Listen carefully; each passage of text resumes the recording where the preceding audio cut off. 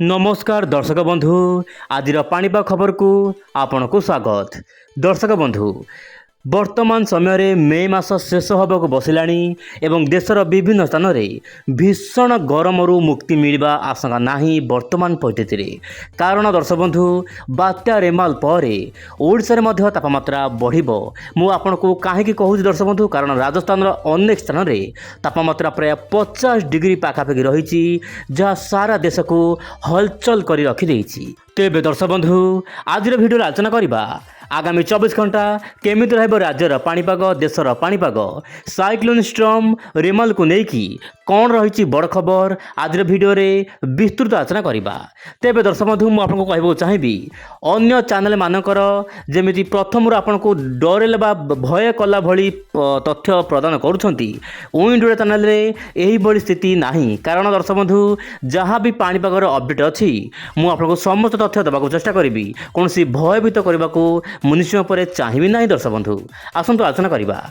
आपण देखंतु cyclone storm बा बात्या आपणकर रेमाल धीरे धीरे उत्तर पूर्व बंगोपसागर में संगठित होउछि एवं वर्तमान परिस्थिति में बंगोपसागर वायु आपण देखंतु बंगोपसागर वायु सीधा सड़क गोटे जगार एकत्रीकरण होउछंती।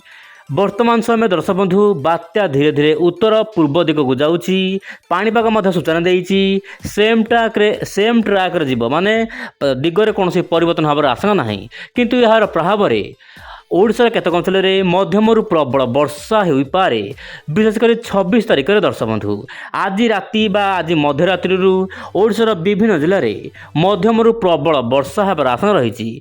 केउ केउ जिले में वर्षा हेबो आसुन जानिबा हेले तार पूर्व आपण देखंतु जेतेबेले यह उत्तर पूर्व दिग को जीव आपणकर सागर आइलैंड ताहा सहित दर्शक बंधु आपणकर बांग्लादेश आखपाख अंचल में लैंडफॉल करें यार प्रभाव में आपणकर पारादीप ताहा सहित भुवनेश्वर आपणकर पिपिली साखीगोपाल कटक यही सब स्थान मानक वर्षा होबार आशंका रही। केन्द्रापड़ार विभिन्न अंचल में प्रबल अति प्रबल वर्षा हेबो ताहा सहित चांदबाली भद्रक बालेश्वर सोर ताहा सहित जलेश्वर में केतक अंचल में प्रबल वर्षा होबार आशंका रही।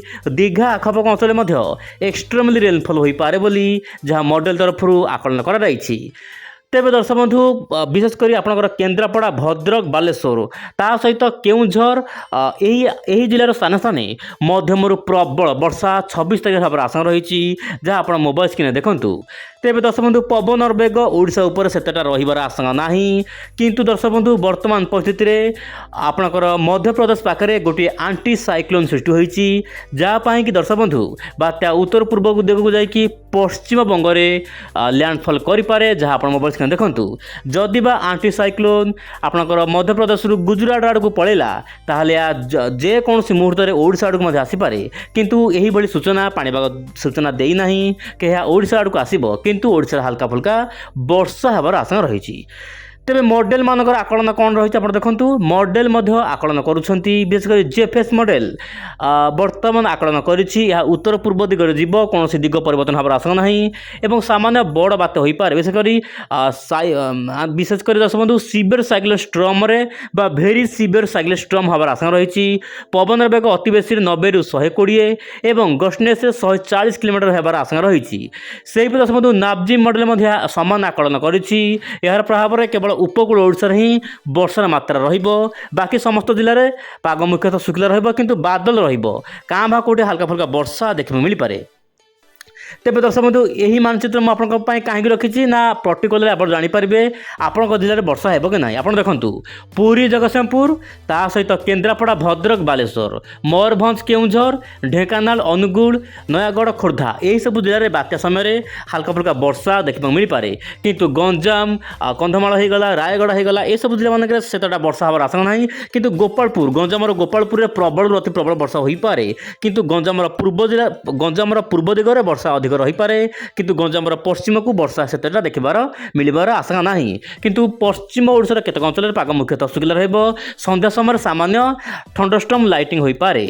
तेबे दर्शक बंधु वर्तमान आलोचना करबा सारा देशर पाणीपाग उपरे कारण दर्शक बंधु केउं राज्य रे केमिति रही तापमात्रा एवं गरम गुळुगुळी वर्षा हेब कि नाही आगामी 24 घंटा मध्य आसतु जानिबा।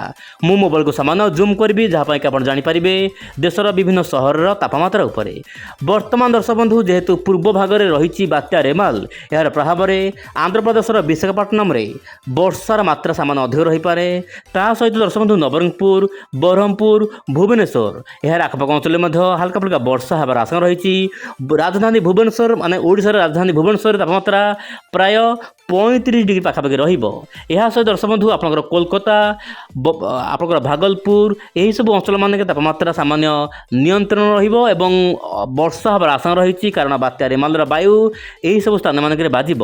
उत्तर पूर्व राज्यर अनेक स्थान में वर्षा बढ़िबार आशंका रही आगामी दिन मानक तेबे वाराणसी पाटना भागलपुर गोरखपुर लखनऊ नेपालगंज यही सब स्थान मानक पाग मुख्यतः शुखिला दिन बेला प्रबल गुळुगुळी हेब किंतु संध्या बेलू सामान्य काल बैशाखी होबार आशंका रही।